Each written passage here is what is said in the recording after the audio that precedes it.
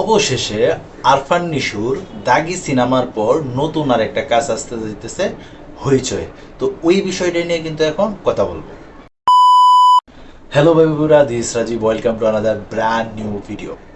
অবশেষে আরফান নিশু দাগি সিনেমার পর নতুন আর একটা কাজ নিয়ে হাজির হতে যেতেছে, আর যেটা কিনা হইচয়ে মুক্তি পাইব।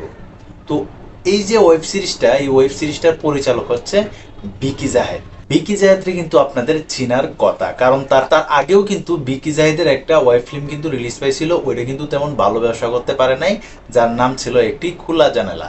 এবার কিন্তু আরফান নিশুরে নিয়ে কিন্তু তার নতুন একটা ওয়েব সিরিজ আসতেছে, যার নাম হচ্ছে একা, আর যেটা কিনা আগামী মাসেই মুক্তির কথা রয়েছে হইচয়ে। তো দেখুন, আরফান নিশো কিন্তু সিনেমাতে যোগ দেওয়ার পর, মানে সুরঙ্গ সিনেমার পর দেখা তারপরে কিন্তু তার আর তেমন নাটক বা ওয়েব ফিল্ম বা ওয়েব সিরিজে কিন্তু তেমনভাবে দেখা যায় না। তবে এই দাগি সিনেমা কিন্তু সেই আরফান নিশুর সুরঙ্গ সিনেমার মতো কিন্তু তেমন ব্যবসা করতে পারে নাই। কেন করে নাই বা কেন করতে পারে নাই, ওই হিসাবটা এখন বাদ দিয়ে চলুন নতুন যে আলোচনা সেটাই করি। দেখুন, আরফান নিশু কিন্তু একজন প্রমাণিত অভিনেতা, তার কিন্তু প্রমাণ দেওয়ার কিন্তু আর কোনো কিছু বাকি নাই। সে যে একজন বড় মাপের অভিনেতা এটা কিন্তু সবাই জানে, এবং কি সবাই মানে এই বিষয়টা।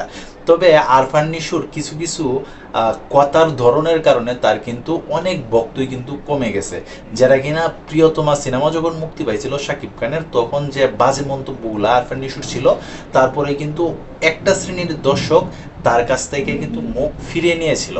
তবে এবার তাণ্ডব সিনেমার পর, যেহেতু শাকিব খানের তাণ্ডব সিনেমাতে সুরঙ্গ মাসুদের একটা কেমিও ছিল, তারপরে থেকে কিন্তু আবার আরফান নিশুরে অনেকে আবার পছন্দ করা শুরু করছে। তবে আবার দেখা যাক একা যে ওয়েব সিরিজটা আসতেছে সেটা কেমন ব্যবসা করে। আজকে কিন্তু একার একটা ফার্স্ট লুক একটা ড্রপ করা হয়েছে, যেখানে কিনা মোটামুটি তার ভালোই লাগতেছে। তবে তার একটা চেহারা তো দেখা গেছে, ফুল লুকটা কিন্তু এখানে তেমন ভাবে ফুটে ওঠে নাই। তো তোমরা যারা আরফান নিশুর ফ্যান আছো, তোমাদের কাছে এই নিউজটা শোনার পরে তোমাদের কাছে কেমন লাগছে অবশ্যই কিন্তু তোমরা কমেন্ট বক্সে জানাইতে পারো। আর তাছাড়া তোমরা যারা এই ধরনের ভিডিও দেখতে পছন্দ করো, অবশ্যই চ্যানেলটাকে সাবস্ক্রাইব করে পাশে থাকতে পারো। তো এই ছিল এখনকার মতো ভিডিও। তো সবাই ভালো থাকবা, সুস্থ থাকবা, আর হ্যাঁ, কাছের মানুষটা ভালো রাখবা। ধন্যবাদ সবাইকে। আল্লাহ হাফেজ।